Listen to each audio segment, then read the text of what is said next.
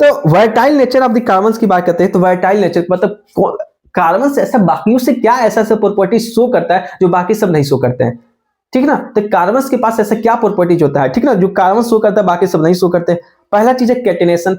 Carbon की सबसे खास बात यह थी क्या है, कैटेनेशन प्रॉपर्टी शो करता है। कैटेनेशन का मतलब क्या होता है कि स्ट्रॉन्ग कोवैलेंट, मतलब कोवैलेंट, अभी हम सब बताएंगे आयनिक बॉन्ड क्या होता है, कोवैलेंट बॉन्ड क्या होता है, कोऑर्डिनेट बॉन्ड क्या होता है, ठीक है। यहाँ पर सिर्फ जान जाओ कि हाँ कोवैलेंट बॉन्ड क्या होता है। कोवैलेंट बॉन्ड क्या होता है कि दो इलेक्ट्रॉन, मतलब दो एटम है, दो एटम आपस में इलेक्ट्रॉन को शेयर करके एक कंपाउंड को बनाते हैं, बॉन्ड को बनाते हैं। उस बॉन्ड को, जो एटम है अपने इलेक्ट्रॉन को शेयर करके बॉन्ड को बनाते हैं, उस बॉन्ड को हम लोग क्या कहते हैं, कोवैलेंट बॉन्ड कहते हैं लोग। उस कंपाउंड को हम लोग क्या कहते हैं, कोवैलेंट कंपाउंड कहते हैं, ठीक ना।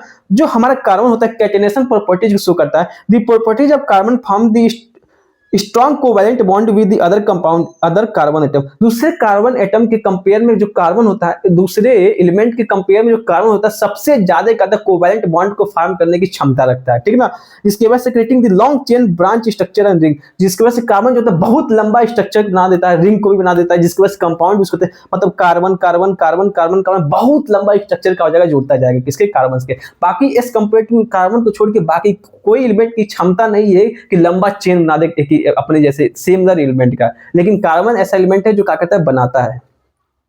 पॉलीमराइजेशन, मतलब कार्बन जो है पॉलीमराइजेशन, ये अपने आप को क्या कहता है कि छोटे माल को जोड़ के बड़ा कॉम्प्लेक्स, बड़ा कंपाउंड बना देगा। मतलब छोटे चेन को ले लेगा, छोटे चेन से क्या होगा, जुड़ते बड़े चेन को बना देगा। यानी पॉलीमराइजेशन की भी क्षमता किसके पास है, कार्बन के पास है।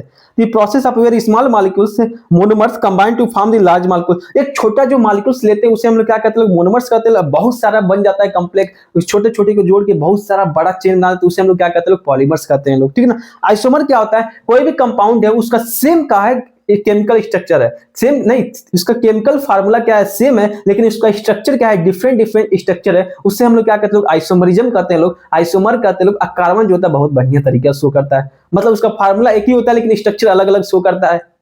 उस प्रॉपर्टीज को हम लोग क्या करते हैं, आइसोमरिज्म कहते हैं। कार्बन बढ़िया शो करता है, क्या क्या कैटेनेशन प्रॉपर्टी शो करता है, पॉलीमराइजेशन रिएक्शन को भी शो करता है और आइसोमरिज्म को भी शो करता है। The compound with the same molecular formula but the different structure is called isomerism, the properties is called isomerism. इस प्रॉपर्टीज को हम लोग क्या कहते हैं, आइसोमरिज्म कहते हैं। क्या फार्मूला का सेम होगा, जैसे कि मान लो C2H6 है, तो मान लो इसका स्ट्रक्चर जो होगा, दो कार्बन हो गया, दो स्ट्रक्चर ही बताएंगे, दो कार्बन हो गया, तो जो ऐसा स्ट्रक्चर है, इसका जो स्ट्रक्चर है बहुत सारा स्ट्रक्चर शो करता है। जैसे कि मान लो इसका एक कार्बन हो गया, हाइड्रोजन हाइड्रोजन हाइड्रोजन, ठीक ना। एक ऐसे भी हो सकता है। अब इसके हाइड्रोजन जो होगा अलग अलग स्पेस में क्या होगा, अरेंज हो जाएगा, अलग अलग स्ट्रक्चर को, अगर कभी टेट्राहेड्रल हो जाएगा, कभी क्यूबिक हो जाएगा, इस टाइप के स्ट्रक्चर को शो करता है कौन, कार्बन। तो इस प्रॉपर्टीज को हम लोग क्या कहते हैं, लोग आइसोमरिज्म कहते हैं लोग।